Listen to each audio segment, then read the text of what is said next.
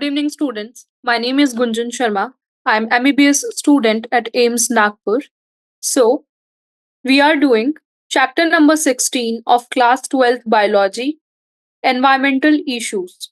It is one of the chapter of ecology unit of class 12th, and this is very important, one of the important chapter because पूरा ecology unit ही बहुत important है. So I want to request all the students to please focus on this chapter. Okay. We were done with MCQs of NCERT exemplar of this particular chapter and आज हम शुरू करेंगे very short answer type of questions. आप left screen पे देख सकते हैं मैंने यहाँ पे NCERT exemplar का जो चैप्टर है वो लगाया है एंड राइट में मैं आपको कुछ इमेजेस दिखाऊंगी जिससे आपकी अंडरस्टैंडिंग बढ़ेगी और आपको बताऊंगी कि किस तरह से आपको अगर ये चैप्टर आपके इन क्वेश्चंस अगर आपके बोर्ड्स में आते हैं तो आपको क्या लैंग्वेज लिख के आना है तो उसके लिए आप राइट स्क्रीन पे फोकस करना है लेफ्ट स्क्रीन पे आपका एक्सप्लेनेशन मैं समझाऊंगी ठीक है तो शुरू करते हैं हम chapter number 16 environmental issues MCQs हमने कर लिए थे students there were 22 MCQs and we are done with it अब हम वेरी शॉर्ट से चालू करेंगे तो let's see what question number 1 of very short is asking तो क्वेश्चन नंबर 1 पूछ रहा है use of lead free petrol और diesel is recommended to reduce the pollutants emitted by automobiles. What role does lead play?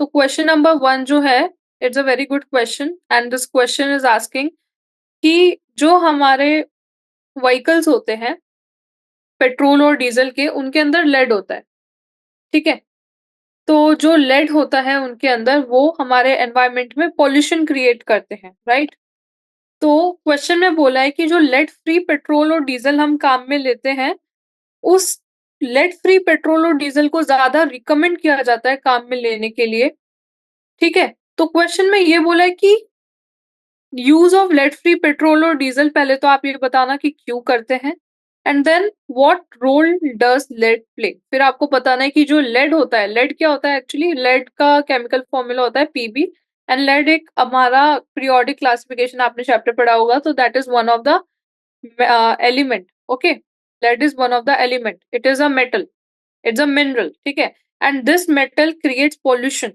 तो question में बोला है कि ये क्या करता है उसका रोल बताओ ठीक है और ये वाली स्टेटमेंट जो पहली स्टेटमेंट दी है ये बस उन्होंने स्टेटमेंट लिख के दी है कि लेड फ्री पेट्रोल को पोल्यूशन को कम करने के लिए काम में लिया जाता है तो आप इस स्टेटमेंट को भी एक्सप्लेन कर सकते हो and then you can explain the role of the lead ठीक है तो अभी हम देखेंगे राइट स्क्रीन पे ये देखिए आपके जो कार्स वगैरह होते हैं उनके एग्जॉस्ट से जब फ्यूल इसका बर्न होता है पेट्रोल या डीजल जो भी कार है उसके एग्जॉस्ट से जो भी पोल्यूटेंट एयर बाहर निकलता है ठीक है रोल ऑफ लेड हम बाद में पढ़ेंगे पहले हम देखते हैं कि लेड किस तरह से काम में आता है तो lead was previously used in automobiles to prevent engine knocking, the uneven burning of fuel. Nowadays, lead-free petrol is used to prevent air pollution. तो lead हम यूज में लाना स्टार्ट क्यों किए थे पहले जब हमारे गाड़ी के जो इंजन होते थे ठीक है उनके अंदर जो फ्यूल बर्न होता था जो भी पेट्रोल और डीजल हम डालते थे वो अनइवनली बर्न होता था अनइवन बर्निंग का मतलब ये है कि कहीं पे बहुत ज्यादा बर्निंग हो जाना कहीं पे बहुत कम हो जाना ठीक है और एक घंटे में कभी तो बहुत ज्यादा बर्न हो जाना और दूसरे घंटे में कम होना तो दैट इज नॉट इवन मतलब बराबर यूनिफॉर्म पैटर्न में फ्यूल का बर्निंग नहीं हो रहा है जब हम इस फ्यूल के अंदर लेड को ऐड करते हैं लेड को मैं पीबी लिखूंगी जो इसका केमिकल फॉर्मूला है तो ये क्या करता है ना ये इस फ्यूल को इवनली बर्न कराता है मतलब जितना एक घंटे में पहले फ्यूल बर्न हो रहा है वो भी दूसरे घंटे में भी उतना ही फ्यूल बर्न होगा that is called even burning इसलिए लेड को फ्यूल को बचाने के लिए लेड को उसमें मिक्स किया गया था लेकिन अब क्या हो गया है इतना पोल्यूशन लेड क्रिएट करता है इस वजह से अब हम लेड फ्री फ्यूल यूज करते हैं तो आपको यही बताना है कि लेड का क्या रोल है लेड किस तरीके से पोल्यूशन क्रिएट करता है ठीक है तो देखिए लेड अफेक्ट्स ह्यूमन हेल्थ पहला point by getting accumulated in the blood reducing the oxygen carrying capacity अब लेड क्या करेगा लेड जैसे ही आपके एयर में चला जाएगा फ्रॉम आपकी गाड़ियों से जब एयर में जाएगा एटमॉस्फेयर में तो ह्यूमन बींग्स क्या करेंगे इस लेड को इनहेल करेंगे एयर से फिर ठीक है ये लेड हमारे लंग्स में जाएगा सबसे पहले तो हमारा रेस्पिरेटरी सिस्टम जो है, उसको थोड़ा बहुत डैमेज करेगा, पर उससे ज़्यादा ये क्या हार्म करता है, वहाँ तक तो ये पहुँच जाता है। एल्वेओलाई तक पहुँचने के बाद ये हमारे ब्लड के अंदर जाएगा। जब ये ब्लड के अंदर जाता है, तो ये क्या करता है, जो ऑक्सीजन कैरिंग कैपेसिटी है हमारे ब्लड की, हीमोग्लोबिन की, ठीक है? उस हीमोग्लोबिन की ऑक्सीजन कैरिंग कैपेसिटी को ये हिंडर करता है, उसको इम्पेयर करता है। तो हमारा हीमोग्लोबिन जितना ऑक्सीजन पहले ले पा रहा था, उतना ऑक्सीजन इस लेड की वजह से नहीं ले पाता है। पहला इफेक्ट तो लेड का यही है कि हमारी हीमोग्लोबिन का जो ऑक्सीजन कैरिंग कैपेसिटी है, उसको ये क्या करेगा, कम कर देगा। दूसरा क्या है, अगर मान लो एक प्रेग्नेंट फीमेल है और उसने लेड को इन्हेल किया, तो लेड क्या करेगा, लेड प्रेग्नेंट फीमेल के अंदर जो बच्चा है, उसके अंदर भी प्रॉब्लम करेगा, उसको डैमेज कर सकता है, ठीक है? बच्चे के अंदर बहुत सारी प्रॉब्लम क्रिएट कर सकता है, क्योंकि ये प्लेसेंटा को क्रॉस कर जाता है। तो दूसरा इसका जो वो है, नुकसान है, वो ये है कि ये प्रेग्नेंट फीमेल्स को अटैक करता है। एंड तीसरा क्या है, एक आपके कार्डियोवैस्कुलर सिस्टम, सीवीएस, आपकी किडनीज़, किडनीज़ मोस्ट इम्पोर्टेंटली वहाँ पे जाके भी लेड डिपॉज़िट हो जाता है किडनी के अंदर।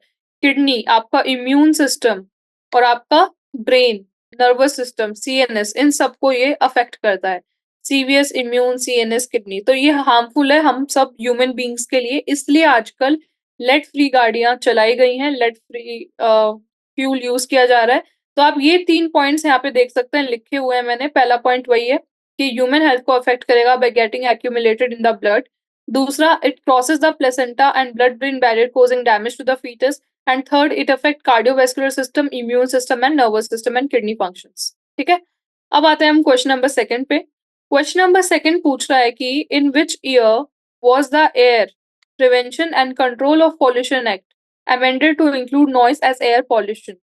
क्वेश्चन नंबर सेकंड बोल रहा है कि किस साल में air prevention and control of pollution act, आपको एयर एक्ट पता होना चाहिए, कौन सा एक्ट है ये, एयर का एयर एक्ट, एए, और इसमें एयर एक्ट के ब्रैकेट में अगर आपका आया prevention and control of pollution, ठीक है, prevention and control of pollution, ये वाले एक्ट की बात की है। और पूछा है कि ये जो एयर एक्ट था, prevention and control of pollution वाला एक्ट, ये किस साल में एक्शन में आया था, ठीक है?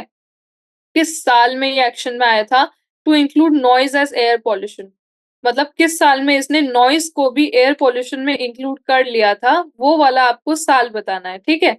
आपको वो नहीं बताना है कि कब किस साल एक्शन में आया था, आपको वो साल बताना है जब इस एक्ट ने नॉइज को एयर पॉल्यूशन में इंक्लूड किया था। ये आ तो पहले गया था, लेकिन इसने नॉइज को इंक्लूड बाद में किया था, ठीक है? तो आपको बताना है कि इसने कब किया था। तो देखिए 1981 में स्टूडेंट्स ये लॉ जो था ये इनैक्ट हुआ था इंडिया के अंदर, और 1987 के अंदर इसने नॉइज़ को इंक्लूड किया था, 1987, ठीक है? 1981 में ये आया था, 1987 में इसने नॉइज़ को इंक्लूड किया था। तो आप यही लिखेंगे, in India the air prevention and control of pollution act came into force in 1981, लेकिन ईयर 1987 में इसने नॉइज़ को इंक्लूड किया था। अब थोड़ा-सा इस एक्ट के बारे में पढ़ते हैं। वैसे तो वेरी शॉर्ट में इट्स नॉट नीडेड कि आप इस एक्ट के बारे में लिख के आएँ, बट मेबी इस एक्ट पे आपको एमसीक्यू आ जाए, ठीक है, नीट में, तो आपको इसके बारे में नॉलेज होनी चाहिए कि ये एक्ट क्या बोलता है। तो व्हाट दिस सेज कि the air prevention and control of pollution act और the air act in short was a law passed by parliament of India. किसने बनाया था ये लॉ, ये कानून किसने बनाया था? ये बनाया था पार्लियामेंट ऑफ इंडिया, ठीक है? ये आपको याद रखना है, POI, parliament of India. And इस एक्ट का क्या फंक्शन था, ये एक्ट क्या करता है? ये लॉ कहता है, इसने प्रिवेंट किया एंड कंट्रोल किया harmful effect of air pollution in India, ठीक है? ये फर्स्ट कंक्रीट स्टेप था जो गवर्नमेंट ऑफ इंडिया ने लिया to combat air pollution. Air pollution जो इंडिया में बढ़ रहा था तेजी से, उसको कम करने के लिए जो पहला एक्ट गवर्नमेंट ने लिया, वो ये था। India itself had issues regarding air pollution due to wide variety of factors, ठीक है? इंडिया के पास बहुत सारे इश्यूज थे एयर पॉल्यूशन के, किस वजह से एयर पॉल्यूशन हो रहा था? इंडस्ट्रियल प्रैक्टिसेस हो रहे थे इम्प्रॉपर, बर्निंग हो रही थी, एनवायरमेंटल फैक्टर्स थे। तो उन सबको कंट्रोल करने के लिए ये लॉ लाया गया था, और ये लॉ बोलता है कि एयर पॉल्यूशन को हमें कम करना है। तो जितने भी एयर पॉल्यूशन कम करने के लिए हम काम कर सकते हैं, वो इस लॉ के थ्रू हुए थे, ठीक है? जैसे कि लेड फ्री फ्यूल का स्टार्ट कर देना, और जो भी इंडस्ट्रीज़ हैं जिनकी वजह से पॉल्यूशन हो रहा है, उन इंडस्ट्रीज़ को एक सेट ऑफ रूल्स फॉलो करने के लिए बोलना, अदरवाइज़ उन पे चार्जेस लगाना, उन इंडस्ट्रीज़ को बंद कर देना। ये जो improper and illegal stubble burning होती है फॉरेस्ट की, उन सबको बैन करना, तो ये सब लॉज़ के अंडर आता है, ठीक है? ये प्रॉपर कानून सेट किया गया था 1981 में, okay?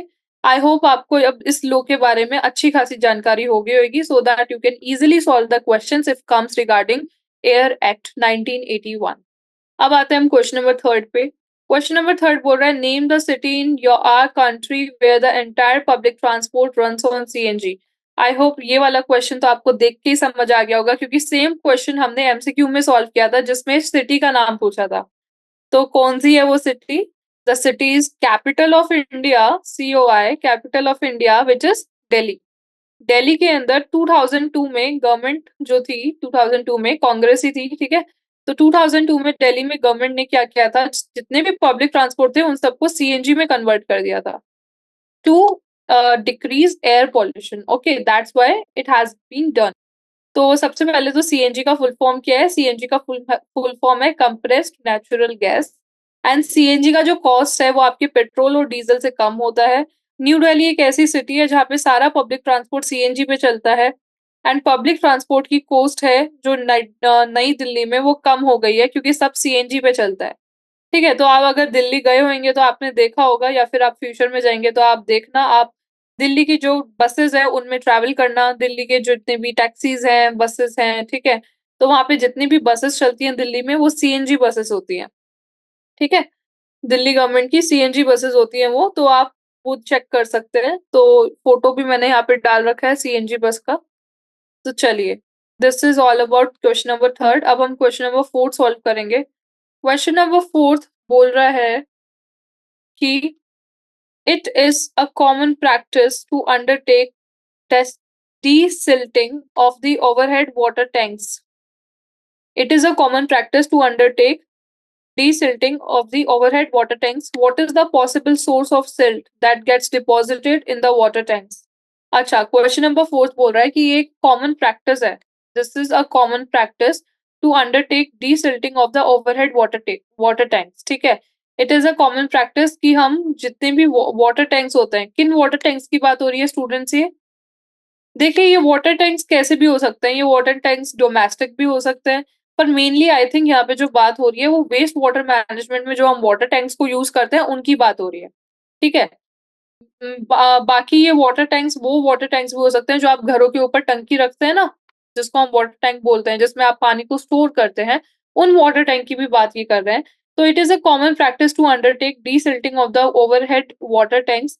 What is the possible source of silt that gets deposited in the water tank? Desilting का मतलब है कि हमारे वाटर टैंक्स के बॉटम में एक परत जम जाती है जिसका नाम होता है सिल्ट, ठीक है?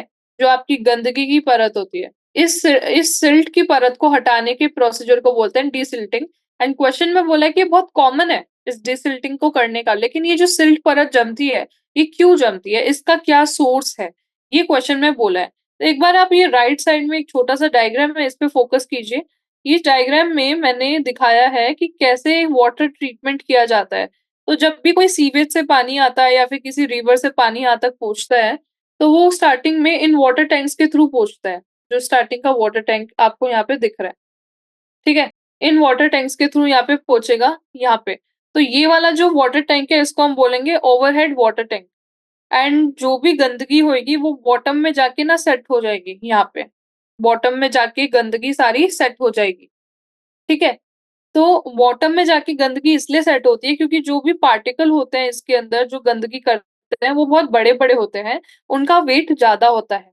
जब उनका वेट ज़्यादा होगा, जिसका वेट ज़्यादा ज़्यादा होगा वो एकदम नीचे आ जाएगा, ठीक है? ये टैंक है, इसके अंदर हमने पानी फिल कर दिया, पानी के अंदर कुछ सस्पेंडेड पार्टिकल्स हैं, ठीक है? जैसे मिट्टी है, सैंड है, पत्थर है, उन सब का वेट ज़्यादा है तो वो नीचे जाके सेट हो जाएँगे, और ऊपर-ऊपर लो वेट वाला पानी बचेगा जो हम दूसरे टैंक में शिफ्ट कर देंगे।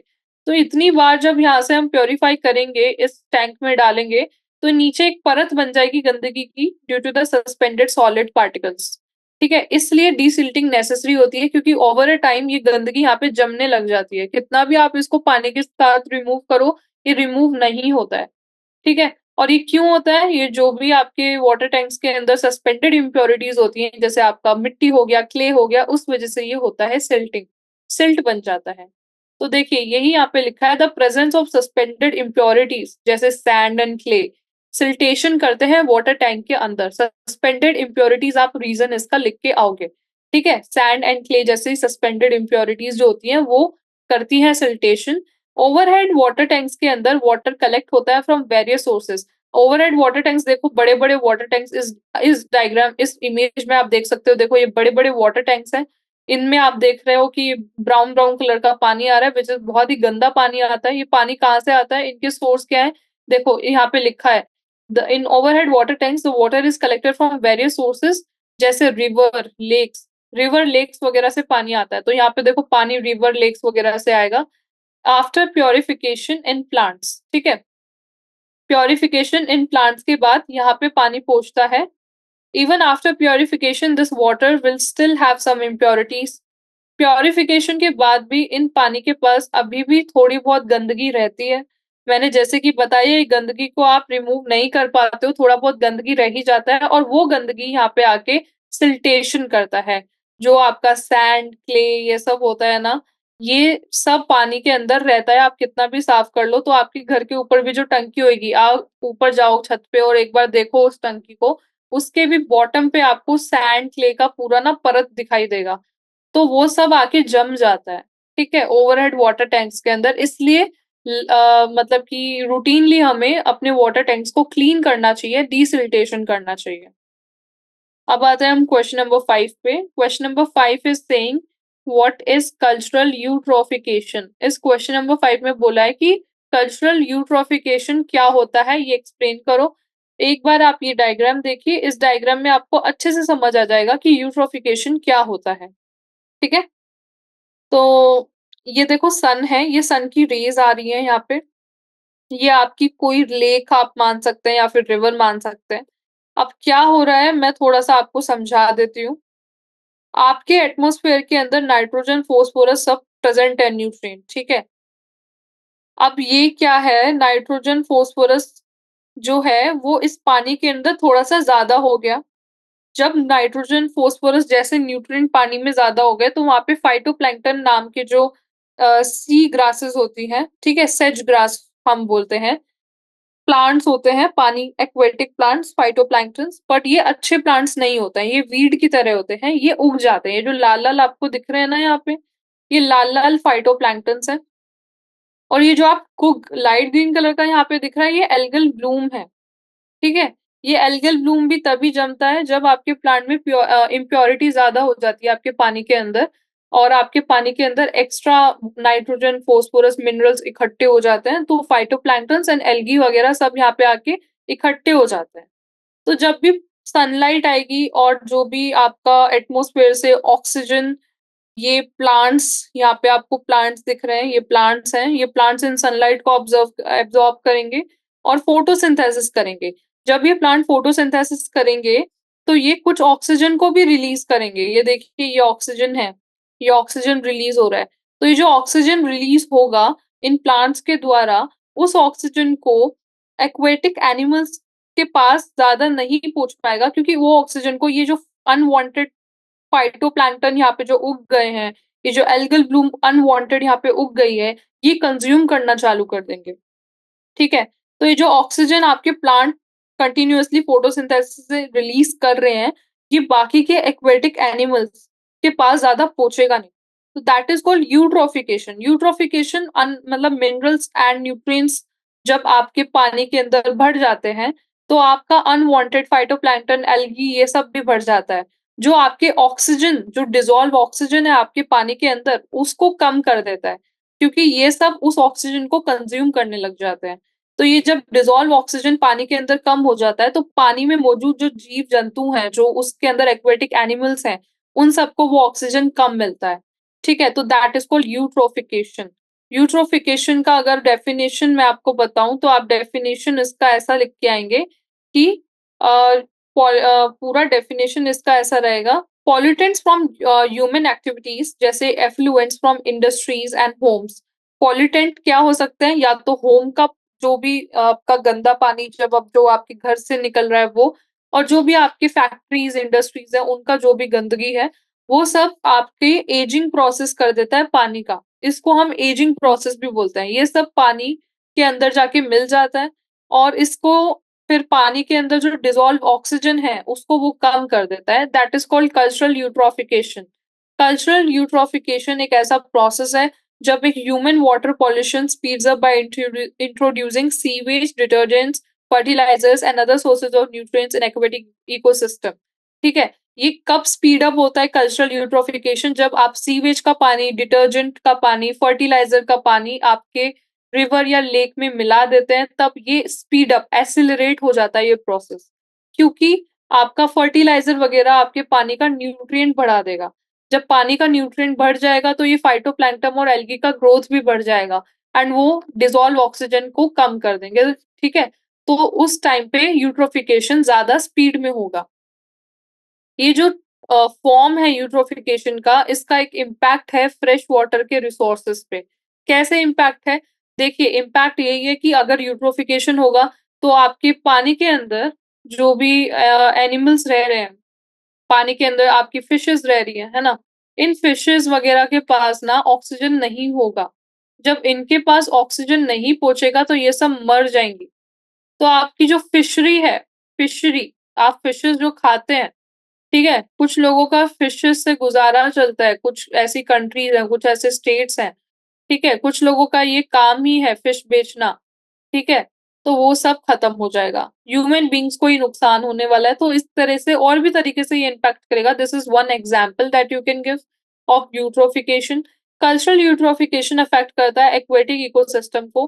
Show science of extreme low oxygen concentration in bottom waters, ठीक है? तो यूट्रोफिकेशन में क्या होता है? बिल्कुल ही लो ऑक्सीजन कंसंट्रेशन हो जाता है। लो ऑक्सीजन कंसंट्रेशन हो जाता है आपके बॉटम वाटर्स में and this condition is called hypoxia. जब पानी में आपका ऑक्सीजन कम हो जाएगा तो उस कंडीशन को हम बोलेंगे हाइपोक्सिया। ये आप याद रखना, हाइपोक्सिया किसको बोलते हैं। ऐसे आप पूरा यूट्रोफिकेशन एक्सप्लेन करना और ये डायग्राम, आप ये डायग्राम बना के आ सकते हैं। This is very nice diagram, इसलिए मैंने इस डायग्राम को इधर लगाया है। अगर ये क्वेश्चन आपके पास आता है तो आप प्लीज ये डायग्राम बना के आइए, ठीक है? तो this diagram will help you only. अब आते हैं हम व्हाट इज़ ये यूट्रोफिकेशन तो हो गया है। यूट्रोफिकेशन एक छोटा-सा डेफिनिशन 2 लाइन में आप ये भी लिख सकते हैं that it is the excessive nutrient enrichment of water leading to algal blooms and ecological balance. ठीक है? जब व पानी के अंदर एक्सेसिव न्यूट्रिएंट आ जाते हैं तो एल्गी ब्लूम भी आ जाता है जिससे कि इम्बैलेंस हो जाता है। ये जो एल्गी ब्लूम है ये सनलाइट को भी ब्लॉक कर देता है, ये पानी का ऑक्सीजन भी ले लेता है। तो अंदर जो भी आपके फिशेज़ हैं उन सब के पास ना तो ऑक्सीजन पहुँचता है, ना ही सनलाइट पहुँचता है, ठीक है? और पानी के अंदर न्यूट्रिएंट कहाँ से आ रहे हैं? नाइट्रोजन, फास्फोरस, ये waste and fertilizer, run off and leaching से आ रहे हैं, ठीक है? इसलिए इरिगेशन का जो पानी होता है उसको हमें डायरेक्ट वाटर बॉडी के अंदर नहीं डालना चाहिए, उसको हमें फ़िल्टर करके डालना चाहिए, ट्रीट करके डालना चाहिए। दिस इज द रीजन जो होता है इरिगेशन का पानी ना डालने का। क्वेश्चन नंबर 6 देखिए, list any two adverse effects of particulate matter on human health. This is तो वेरी गुड क्वेश्चन। इसके अंदर बोला है कि जो पर्टिकुलेट मैटर होते हैं, पर्टिकुलेट मैटर क्या होते हैं स्टूडेंट्स? पर्टिकुलेट मैटर हमारे एयर के अंदर जो छोटे-छोटे पार्टिकल्स हैं उनको बोला है। एयर के अंदर जो माइन्यूट पार्टिकल्स प्रेजेंट होते हैं हमारे एयर के अंदर, या तो वो मेटल के पार्टिकल्स भी हो सकते हैं, ठीक है? वो आपके डस्ट भी हो सकते हैं, पर मेनली मेटल एंड मिनरल्स के मेटल के पार्टिकल्स होते हैं, उनको हम पार्टिकुलेट मैटर बोलते हैं।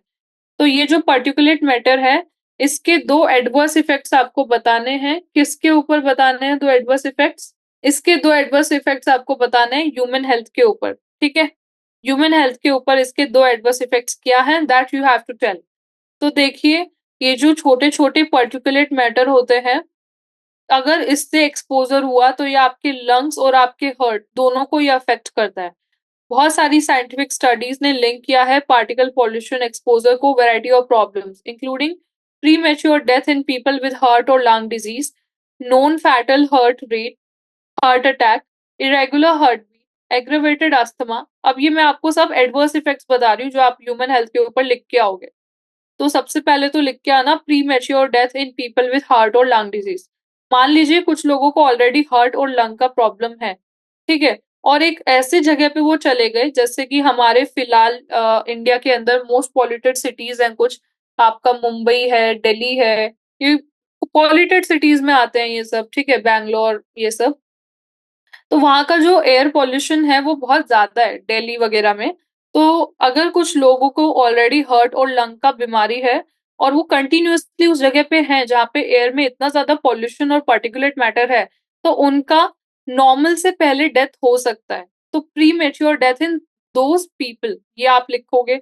दूसरा आप लिखोगे नॉन फैटल हार्ट अटैक्स, ठीक है? नॉन फैटल हार्ट अटैक्स भी आते हैं पार्टिकुलेट मैटर की वजह से, जो आपके एयर के अंदर होता है। तीसरा है इरेगुलर हार्ट बीट, ठीक है? हार्ट बीट इरेगुलर हो जाता है। 3 तो आप लिखोगे आपके कार्डियोवैस्कुलर सिस्टम से रिलेटेड।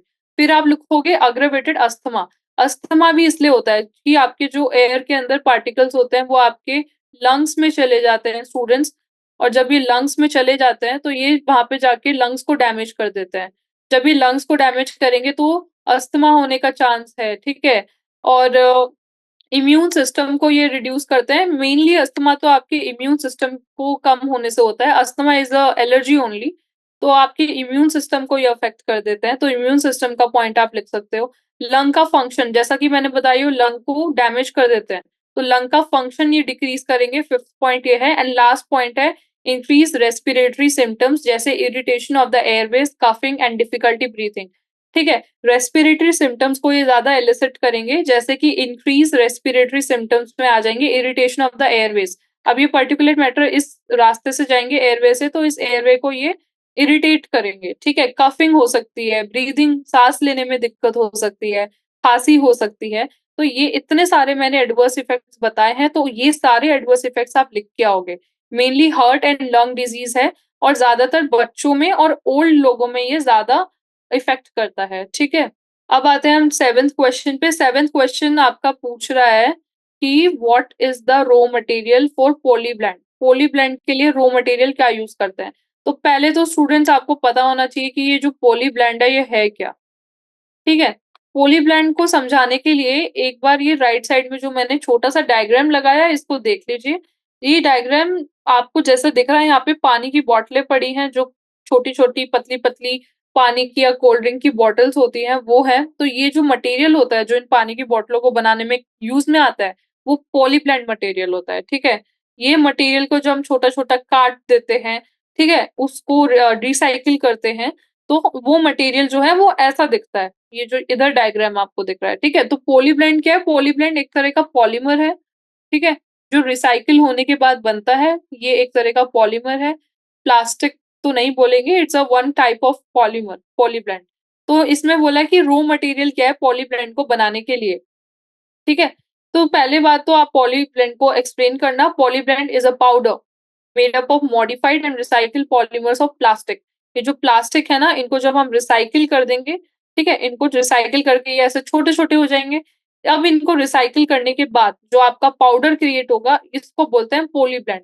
अब ये जो पॉलीब्लेंड है, इसको मैं बताऊँ तो इसको रोड बनाने में भी यूज़ में आता है। ये आपका नेक्स्ट क्वेश्चन आएगा अभी, वो उसकी बात हम बाद में करेंगे। पर पहले ये देख लीजिए कि ये कैसे बनता है। तो पॉलीब्लेंड एक पाउडर है जो कैसे बनेगा? Modified and recycled polymers of plastic से बनेगा। इसको मिक्स करते हैं बिटुमेन के साथ, वो सब हम बाद में पढ़ेंगे। फिर रॉ मटेरियल में आप लिख के आओगे कि इसका रॉ मटेरियल होता है एनी वेस्ट प्लास्टिक पॉलीमर जैसे polythene, plastic bags, propylene, plastic bottles and any plastic film waste. तो 3 चीज़ आप क्या होगे? पहला लिख देना आप जो भी पॉलीथीन्स आपकी होती हैं वो, दूसरा लिख देना आपकी प्लास्टिक बॉटल्स, ठीक है? पॉली पॉलीथाइलीन प्लास्टिक बैग्स लिख देना, फिर पॉलीप्रोपाइलीन प्लास्टिक बॉटल्स लिख देना एंड तीसरा लिखना plastic film waste. Plastic film waste ये ऐसा प्लास्टिक फिल्म वेस्ट, यहाँ पे बॉटल्स और आपके पॉलीथीन्स हैं, तो इन सब से मिलके ये पॉलीब्लेंड का मटेरियल बनता है, ठीक है? अब आते हैं नेक्स्ट क्वेश्चन पे। नेक्स्ट क्वेश्चन आपका क्वेश्चन नंबर 8 एकदम क्वेश्चन नंबर 7 से रिलेटेड ही है, ज़्यादा डिफरेंट नहीं है। क्वेश्चन नंबर 8 बोल रहा है कि blends of polyblend and bitumen. अब देखो मैंने बताया था कि पॉलीब्लेंड को बिटुमेन नाम के एक मटेरियल में मिक्स किया जाता है। तो blends of polyblend and bitumen when used help to increase road life by factor of 3। What is the reason? तो क्वेश्चन नंबर 8 बोल रहा है कि जब हम पॉलीब्लेंड के मटेरियल को बिट्यूमिन में मिक्स कर देंगे और उसको जब हम रोड बनाने के लिए काम में लेंगे, तो रोड का जो लाइफ होगा, रोड लाइफ का मतलब है रोड ज़्यादा टाइम तक चलेगा, है ना? टूटेगा नहीं जल्दी। तो रोड का जो लाइफ होगा वो फैक्टर 3 इंटू 3 मतलब कि 3 टाइम ज़्यादा बढ़ जाएगा, ठीक है? पॉलीब्लेंड को जब हम बिट्यूमिन से मिक्स करेंगे। तो इसका रीज़न पूछा है। सबसे पहले तो आप याद रखो डॉक्टर अहमद खान फ्रॉम बैंगलोर। ये नाम आपको याद रखना है। इन्होंने क्या किया था, इन्होंने ही सबसे पहला ये इनोवेटिव मेथड को लोगों के सामने लाया था। डॉक्टर अहमद खान फ्रॉम बैंगलोर ने ये इनोवेटिव मेथड दुनिया के सामने लाया कि प्लास्टिक वेस्ट से भी हम यूज करके रोड को कंस्ट्रक्ट कर सकते हैं। इन्होंने इतना सारा प्लास्टिक वेस्ट जो आपका क्रिएट होता है हर साल आपकी कंट्री में, उसको कम करने का इतना बेहतरीन सॉल्यूशन बताया कि आपका प्लास्टिक वेस्ट तेजी से कम हो गया। ठीक है? तो he is responsible for that, आपको ये नाम याद रखना है। देखिए ऐसे रोड बनते हैं, ये जो आपको यहाँ पे मटेरियल दिख रहा है, ये बिटुमेन एंड पॉलीब्लेंड को मिक्स करके बनाया जाता है और बहुत ही लंबे और बहुत ही अच्छी लाइफ के रोड्स बन चुके हैं। तो it is all due to doctor Ahmed Khan. अब आते हैं हम पॉलीब्लेंड के रोल पे। तो पॉलीब्लेंड रोड की लाइफ को कैसे बढ़ाता है, ये आपको क्वेश्चन में पूछा है, व्हाई? ठीक है? तो ये पॉइंट तो आपको पता ही है कि पॉलीब्लेंड क्या होता है। पॉलीब्लेंड एक फाइन पाउडर होता है जो रिसाइकिल प्लास्टिक से बनता है एंड बिटुमेन के साथ यूज करके ये रोड कंस्ट्रक्शन में काम में आता है। अब पॉलीब्लेंड क्या करता है, फर्स्ट पॉइंट आप लिख के आओगे कि mixing of plastic increases the melting point of bitumen which increases durability of road. अब देखिए ये कैसे क्या करता है, जो पॉलीब्लेंड होता है इसका जो मेल्टिंग पॉइंट होता है वो हाई होता है जब ये बिटुमेन नाम के मटेरियल से मिक्स होगा। बिटुमेन क्या है, बिटुमेन ऑलरेडी वो मटेरियल है जो आपके रोड को बनाने में काम में आता है। जब इस प्लास्टिक को हम बिटुमेन में मिक्स करेंगे तो ओवरऑल जो ये कंपाउंड बनेगा इन दोनों को मिक्स करने के बाद उसका भी मेल्टिंग पॉइंट हाई रहेगा, मेल्टिंग पॉइंट उसका भी हाई रहेगा, ठीक है? अब इसका भी मेल्टिंग पॉइंट हाई रहा, तो कितनी भी हीट प्रोड्यूस प्रोड्यूस हो जाए, कितना भी गर्मी आ जाए, ये जल्दी से रोड मेल्ट नहीं करेगा, रोड खराब नहीं होगा। तो mixing of plastic increases the melting point of bitumen which increases the durability of roads. दूसरा क्या है, it increases the water repellent quality of bitumen. दूसरा क्या है, जो वाटर रेपेलेंट क्वालिटी होती है बिटुमेन की, ये उसको बढ़ाएगा along with increasing its strength. ये वाटर रेपेलेंट क्वालिटी और बिटुमेन को भी बढ़ाता है। बिटुमेन को वाटर रेपेलेंट क्वालिटी चाहिए क्योंकि अगर बहुत ज़्यादा फ्लड आ गया या रेन हो गया तो रोड खराब होने के चांस है ना। लेकिन अगर रोड वाटर रेपेलेंट होए, वाटर रेपेलेंट मतलब वाटर को वो अट्रैक्ट नहीं कर रहे हैं, वाटर को रिपेल अफेक्ट नहीं कर रहा है। तो इससे वाटर रेपेलेंट क्वालिटी अगर बढ़ेगा तो रोड अपने आप ही अच्छा हो जाएगा, रोड जल्दी जल्दी खराब नहीं होगा, तो रोड का लाइफ इंक्रीज हो जाएगा। So this prevents percolation of rainwater and ensures retention of proper structure of roads. ठीक है, रेपेलेंट होगा तो पानी अंदर नहीं जाएगा रोड के, और पानी रोड के अंदर जाके उसको खत्म मतलब खराब नहीं करेगा, रोड को ब्रेक नहीं करेगा। ठीक है? तो 2 चीज़ आप लिख के आओगे, पहला तो मेल्टिंग पॉइंट बढ़ जाएगा, दूसरा वाटर रेपेलेंट क्वालिटी भी इंक्रीज़ हो जाएगी वाटर रेपेलेंट। इसलिए आप इस दोनों चीज़ को मतलब पॉलीब्लेंड को अगर मिक्स करोगे तो इन 2 चीज़ की वजह से आपके रोड की लाइफ भी बढ़ जाएगी। क्वेश्चन नंबर 9th देखिए, क्वेश्चन नंबर 9th है, mention any 2 examples of plants used as wind breakers in the agricultural fields. ठीक है? क्वेश्चन नंबर 9 बोल रहा है कि 2 एग्जांपल बताओ प्लांट्स के जो काम में आते हैं। Mention any 2 examples of plants जिसके अंदर प्लांट्स काम में आते हैं as wind breakers in the agricultural fields. Agricultural fields के अंदर प्लांट्स काम में आते हैं एज़ विंड ब्रेकर। ठीक है? उसके 2 एग्जांपल आपको बताने हैं। तो आप उन 2 प्लांट्स के एग्जांपल बताओ, बेसिकली ये पूछा है। तो बहुत सारे प्लांट्स हैं, आप बोल सकते हो नीम का प्लांट, बाबुल का प्लांट, इमली का प्लांट और जामुन का प्लांट। इन चारों में से आप किसी भी ट्रीज़ के नाम लिख के आ सकते हो, जो आपके विंड ब्रेकर की तरह काम करता है। किस तरीके से काम करता है विंड ब्रेकर? अब हम समझेंगे विंड ब्रेकर होता क्या है। पहले तो आप ये नाम याद कर लीजिए, नीम, बाबुल, इमली एंड जामुन। अब विंड ब्रेकर क्या होता है? ये जैसे आपकी क्रॉप्स हैं, ठीक है? This is the crop and ये आपके बड़े-बड़े ट्रीज़ हैं। तो 3 स्ट्रैटा बैरियर का क्या मतलब है? 3 स्ट्रैटा बैरियर का मतलब है सबसे पहले हम सबसे छोटे प्लांट्स लगाएँगे, उससे थोड़े से बड़े ट्रीज़ उसके बाद लगाएँगे और उससे थोड़े से सबसे बड़े ट्रीज़ हम तीसरे नंबर पे लगाएँगे। जब ये वाला बैरियर हम खड़ा करेंगे, तो जब भी तेज़ हवाएँ आएँगी, तो वो हवाएँ यहाँ से फ्लो करके ऊपर चली जाएंगी। ये हवाएं आपकी क्रॉप को आगे डैमेज नहीं करेंगी, तो इसको हम बोलते हैं क्या, विंड ब्रेकर्स। ठीक है। और ये जो प्लांट्स आप नीचे देख रहे हैं ना, जो इन विंड ब्रेकर के लिए काम में आ रहे हैं, इन प्लांट्स के अंदर आप इमली, नीम, बबुल, जामुन, इन प्लांट्स को आप यूज कर सकते हैं। क्वेश्चन में आपको बस एग्जाम्पल्स पूछे थे, तो एग्जाम्पल्स आप वो दे देना। क्वेश्चन नंबर 10th है, name an industry which can cause both air and thermal pollution and as well as eutrophication। Question number 10th बोल रहा है कि एक इंडस्ट्री का नाम बताओ जो दोनों एयर एंड थर्मल पॉल्यूशन दोनों करेगा और यूट्रोफिकेशन भी करेगा। तो सबसे पहला आपका, जब भी ये क्वेश्चन आए, एमसीक्यू में भी ये क्वेश्चन आता है generally, air, thermal and eutrophication तीनों कौन सा इंडस्ट्री करता है, तो आप लिख के आओगे फर्टिलाइजर, फर्टिलाइजर इंडस्ट्री। ठीक है, ये आपका आंसर होगा। तो fertiliser industry can cause both air and thermal pollution as well as eutrophication. ये जो डायग्राम आपको दिख रहा है ना, ये डायग्राम आपको आसानी से समझ आ जाएगा। ये पीछे देखो एक फैक्ट्री है, ये फैक्ट्री मान लीजिए फर्टिलाइजर की फैक्ट्री है पीछे। ठीक है, फर्टिलाइजर यहाँ पे बनता है। अब फर्टिलाइजर की फैक्ट्री में फर्टिलाइजर बना और कुछ फर्टिलाइजर आपका मतलब कि जो वेस्ट है वो सारा का सारा फैक्ट्री पास की नदी या लेक में सब डायरेक्टली छोड़ रही है उसको, मतलब कि ट्रीट करके उस पानी को नहीं छोड़ रही है। तो ये इसका आउटलेट है फैक्ट्री का ये। और यहाँ से देखो डायरेक्टली सारा का सारा जो गंदगी है, जो आपका फर्टिलाइजर्स है, अब कंपनी को लग रहा है फर्टिलाइजर तो न्यूट्रिएंट वगैरह होते हैं फर्टिलाइजर में, क्रॉप को ग्रो करता है, सॉइल को फर्टाइल करता है। तो कंपनी को लग रहा है कि उसको क्यों हम साफ करके डालें वाटर बॉडी में, वो डायरेक्टली उसको वाटर बॉडी में डाल रही है। लेकिन ये क्या कर रहा है ना, ये जो फर्टिलाइजर है ये आपके न्यूट्रिएंट तो बढ़ा रहा है पानी का, लेकिन जैसे ही ये न्यूट्रिएंट आपके पानी का बढ़ाएगा तो पानी के अंदर एल्गी भी आ जाएगी। और पानी के अंदर एल्गी, फाइटोप्लैंक्टन्स अगर आ गए तो वो पानी के ऑक्सीजन, डिसॉल्व ऑक्सीजन को कम कर देंगे और आपके जो पानी के अंदर नॉर्मल एक्वेटिक लाइफ है उसको इम्बैलेंस करेंगे। और साथ में यूट्रोफिकेशन तो ये कर ही रहा है पानी में डाल के, इसके अलावा ये एयर एंड थर्मल पॉल्यूशन भी कर रहा है। आपको यहाँ पे धुआं भी दिख रहा होगा, तो ये सारा का सारा धुआं कहाँ रिलीज हो रहा है, ये सारा का सारा धुआं आपके आसमान में रिलीज हो रहा है।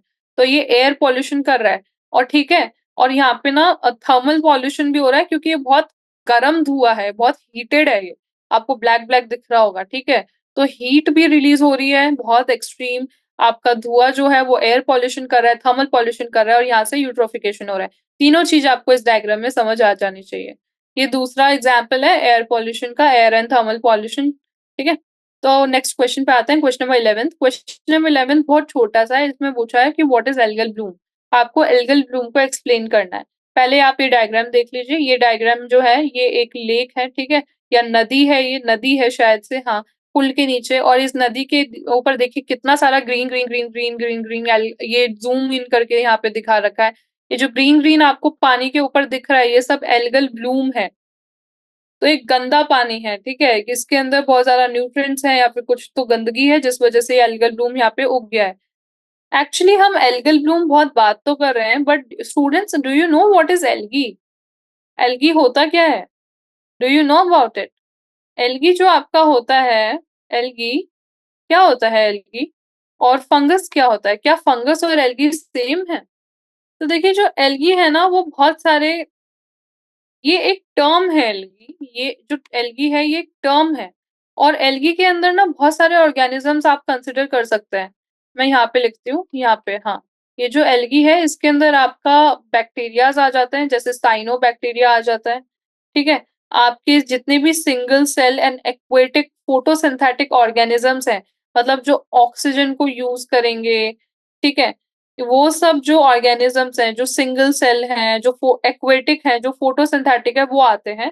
तो मैक्रोस्कोपिक मल्टीसेल्युलर ऑर्गेनिजम्स अगर देखें तो उसमें seaweed, seaweed and small single cell देखें तो साइनोबैक्टीरिया।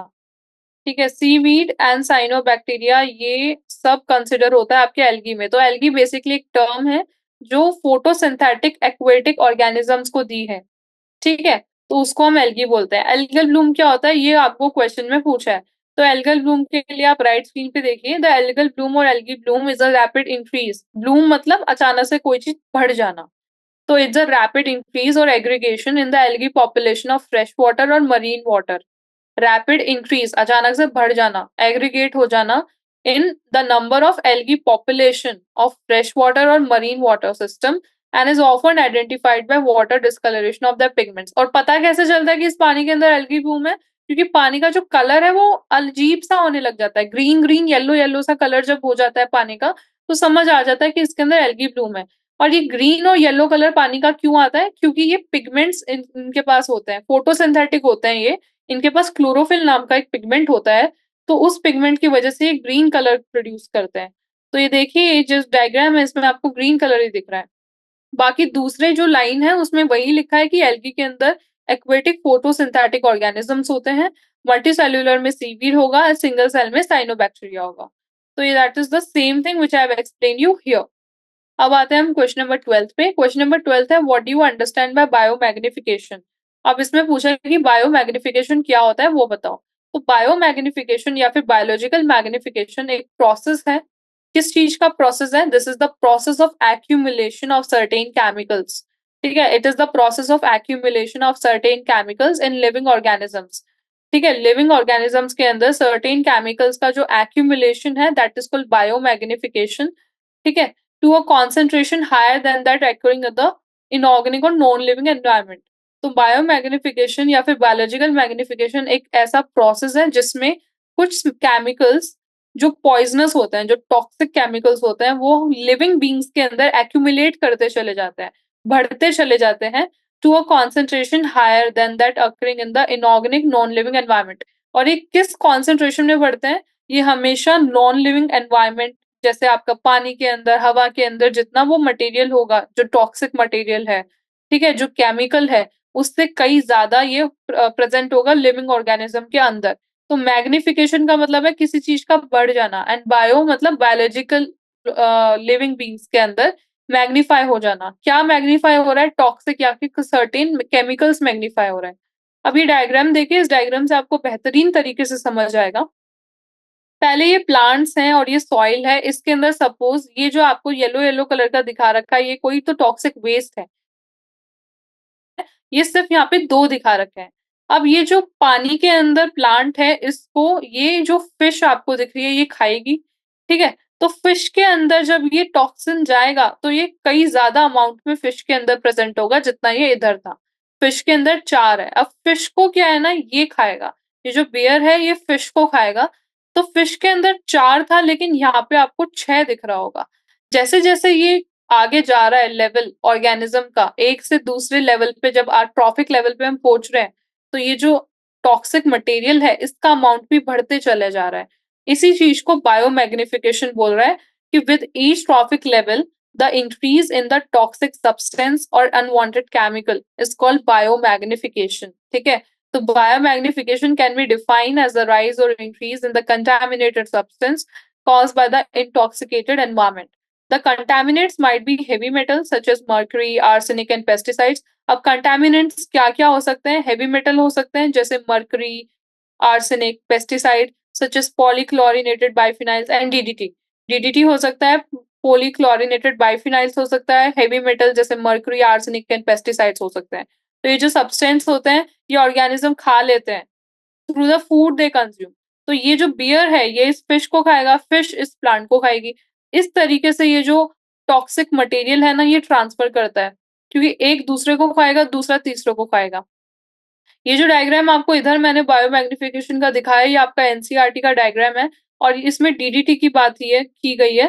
पहले पानी के अंदर इतना सा डीडीटी होता है, पार्ट्स पर मिलियन, एंड जैसे-जैसे ऊपर हम पहुँचते हैं पानी से फिशेस के बाद shark, large fish and then birds.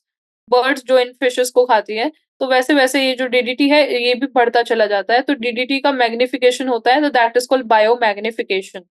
ठीक है? क्वेश्चन नंबर 13 देखिए, what are the major kind of impurities in domestic waste water? Question number 5 आपको पूछ रहा है कि डोमेस्टिक वेस्ट वाटर के अंदर क्या 3 मेजर काइंड ऑफ इम्प्योरिटी मिलती है। डोमेस्टिक वेस्ट वाटर का क्या मतलब है, that you need to understand first. तो आपका डोमेस्टिक वेस्ट वाटर क्या होता है? आपका जो घर का गंदा पानी है, जो आपका होम से गंदा पानी निकल रहा है, that is called domestic waste water. And आपको बोला है कि क्या 3 तरह की इम्प्योरिटीज आपके डोमेस्टिक वेस्ट वाटर के अंदर मिलती है। तो 3 तरह की क्या-क्या गंदगी आपको डोमेस्टिक वेस्ट वाटर के अंदर मिलती है, वो है colloids, dissolved solids and suspended solids. ये 3 आपको गंदगी याद रखनी है, colloids, dissolved solids and suspended solids. अभी क्या होता है ये एक बार देख लीजिए।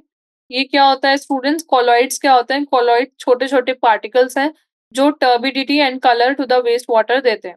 मतलब आपका जो गंदा पानी है उसको टर्बिडिटी और उस गंदे पानी को कलर देने वाला काम करता है कोलॉइड। कोलॉइड के एग्जाम्पल में आप लिखोगे बैक्टीरिया, फीकल मैटर, ठीक है? जो भी आपके फीसेस हैं, मतलब जो भी आप वॉशरूम जाते हैं, ठीक है? तो वो जो वॉशरूम के जाके जो भी आपका एक्सक्रीटरी मटेरियल है वो, और आपके एक्सक्रीटरी मटेरियल के अंदर आपके बैक्टीरिया वगैरह भी होते हैं ना, आपने पढ़ा होगा आपके इंटेस्टाइन के अंदर बैक्टीरिया होते हैं, तो वो सब बैक्टीरिया आपके एक्सक्रीटरी मटेरियल के साथ भी बाहर आ जाते हैं। तो वो सब मिलके अ, कोलॉइड इम्प्योरिटी को कंसिस्ट करते हैं। कोलॉइड क्या लिखोगे? Colloid are the small particles that impart turbidity and colour to the waste water. दूसरा है डिसॉल्व्ड सॉलिड्स।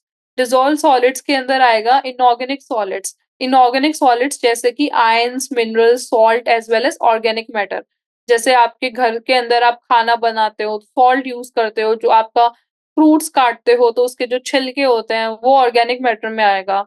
आपकी सब्जियों के छिलके जो होते हैं वो सब ऑर्गेनिक मैटर में आएँगे, तो वो सब मिलके आपका डिसॉल्व्ड सॉलिड वाला वेस्ट बनाते हैं। तीसरा वेस्ट है जो इम्प्योरिटी है वो है सस्पेंडेड सॉलिड्स। सस्पेंडेड सॉलिड्स जो होंगे वो सबसे छोटे पार्टिकल्स होंगे, these are the fine particles जो आपके वेस्ट वाटर के अंदर होंगे, और ये पार्टिकल्स रिमूव हो जाएँगे easily by sedimentation and filtration, और इसके एग्ज़ाम्पल में आएगा क्ले, सैंड, सिल्ट, ठीक है? सस्पेंडेड सॉलिड्स के एग्ज़ाम्पल में। So these three type of impurities you should learn: colloids, dissolved solids and suspended solids. अब आते हैं हम क्वेश्चन नंबर 14 पे। क्वेश्चन नंबर 14 पूछ रहा है व्हाट इज रीफॉरेस्टेशन?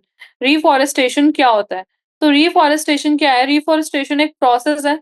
किसकी प्रोसेस है? This is a process of regenerating और रीप्लांटिंग फॉरेस्ट एरियाज। ठीक है? मतलब नए फॉरेस्ट को उगाने का जो प्रोसेस है उसको बोला है रीफॉरेस्टेशन। जैसे कि ये देखिए इस डायग्राम में पूरा जो ज़मीन है वो खाली पड़ा है और एक प्लांट को उगाने का इनिशिएटिव लिया जा रहा है। तो जैसे एक प्लांट उगाएँगे और प्लांट उगाएँगे और कई सालों के बाद एक यहाँ पे फॉरेस्ट खड़ा हो सकता है। तो रीफॉरेस्टेशन एक प्रोसेस है जिसमें हम रीजनरेट करते हैं या फिर रीप्लांट करते हैं, दोबारा से नए प्लांट लगाते हैं फॉरेस्ट एरियाज़ में जो डिस्ट्रॉय या डैमेज हो गए हैं। ठीक है?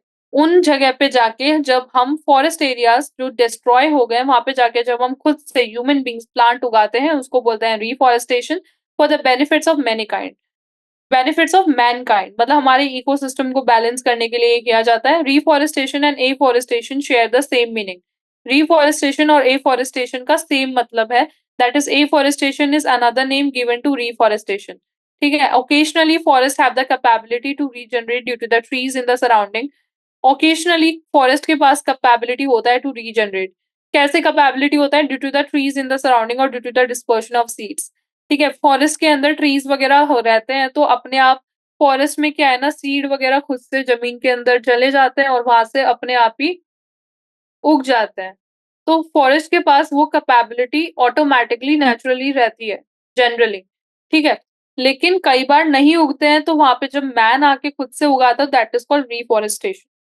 अब आते हैं हम क्वेश्चन नंबर लास्ट आपका वेरी शॉर्ट का। तो क्वेश्चन नंबर लास्ट है what are the best solution? Best solution आपको बताना है for the treatment of electronic waste. अब यहाँ पे इलेक्ट्रॉनिक वेस्ट की बात की है और पूछा है कि इलेक्ट्रॉनिक वेस्ट को ट्रीट करने के लिए बेस्ट सॉल्यूशन क्या है। अब देखिए स्टूडेंट्स, जो इलेक्ट्रॉनिक वेस्ट है वो नॉन बायोडिग्रेडेबल वेस्ट है, पहले आपको ये याद रखना है। नॉन बायोडिग्रेडेबल का मतलब क्या है? नॉन बायोडिग्रेडेबल का मतलब है कि ये अपने आप नेचुरली नेचर में जाके खुद से डिग्रेड नहीं होगा। कोई माइक्रो ऑर्गेनिजम्स इनको नहीं खा पाएँगे, इनको डिग्रेड नहीं कर पाएँगे जो आपके नेचर और सॉइल के अंदर ऑलरेडी प्रेज़ेंट है नेचुरली। तो वहाँ पे आपको ह्यूमन बीइंग्स को कुछ ना कुछ तरीके निकालने पड़ेंगे so that we can treat electronic waste. अब वो तरीके क्या हैं? इलेक्ट्रॉनिक वेस्ट और e-waste is referred to as discarded और डैमेज्ड इलेक्ट्रॉनिक प्रोडक्ट्स। डैमेज्ड और डिस्कार्डेड इलेक्ट्रॉनिक प्रोडक्ट्स को हम इलेक्ट्रॉनिक वेस्ट बोलते हैं, जैसे फ़ोन्स, लैपटॉप्स, टेलीविज़न, प्रिंटर्स। ठीक है? फ़ोन, लैपटॉप, टेलीविज़न, प्रिंटर्स इन सबको हम बोलते हैं इलेक्ट्रॉनिक वेस्ट। ये डायग्राम देखिए, इस डायग्राम में आपको ई-वेस्ट दिखा रखा है। एंड ई-वेस्ट ना किस-किस मिनरल या फिर मेटल से मिलके बनता है। आपको यहाँ पे टीवी दिखा रखा है, वॉशिंग मशीन दिखा रखा है, फ़ोन दिखा रखा है, कूलर दिखा रखा है, ये सब इलेक्ट्रॉनिक वेस्ट है। इनके अंदर कौन-कौन से मटेरियल होते हैं? पीबी, लेड होता है, ये देखिए पीबी है, ठीक है? सिलिकॉन होता है, एसबी होता है, आर्सेनिक होता है, आपका मरकरी होता है, एचजी, एजी सिल्वर होता है, गोल्ड होता है, बी, ये सब आपका मिलके ये इलेक्ट्रॉनिक वेस्ट बनाते हैं। अब मैनेजमेंट क्या है इलेक्ट्रॉनिक वेस्ट का? इलेक्ट्रॉनिक वेस्ट को मैनेज करने के लिए हम क्या करते हैं, जैसे मर्करी, कैडमियम एंड लेड जो होता है आपका इलेक्ट्रॉनिक वेस्ट, ये हमारी ह्यूमन हेल्थ को अफेक्ट करता है, ये हम पहले भी पढ़े हैं।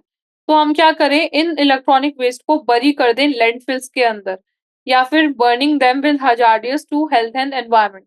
अगर हम इनको बर्न कर देंगे, तो इनसे जो भी मिनरल्स आपके एयर में रिलीज होंगे, वो डायरेक्टली हमारी बॉडी के अंदर चले जाएंगे टू इनहेलेशन, ठीक है? तो हमारी बॉडी को डैमेज कर देंगे, इसलिए इनको बर्न नहीं किया जाता है, इनको ना बरी कर दिया जाता है। गड्ढा खोदो, गड्ढे के अंदर इनको डालो और गड्ढा बंद कर दो, तो लैंडफिल्स कर दिए जाते हैं। दूसरा, furthermore these electronic waste contain trace amounts of metals, जैसे निकल, गोल्ड, कॉपर, ये सब इनके अंदर होता है, which can be used again. कई बार निकल, गोल्ड, कॉपर भी होता है इनके अंदर जो दोबारा यूज़ किया जा सकता है। तो रिसाइक्लिंग तो बेस्ट है इलेक्ट्रॉनिक वेस्ट के लिए, ठीक है? ट्रीटमेंट में रिसाइक्लिंग करेंगे और लैंडफिल करेंगे, ये 2 चीज़ आप लिख के आओगे, ठीक है? तो students, we are done with very short answer type of questions, and from next session we will start with short answer type of questions, and short answer type of questions के तुरंत बाद हम करेंगे आपके long answer type of questions, ठीक है? तो be prepare for the next session, अच्छे से पढ़ के आना, and all the best to everyone. Thank you.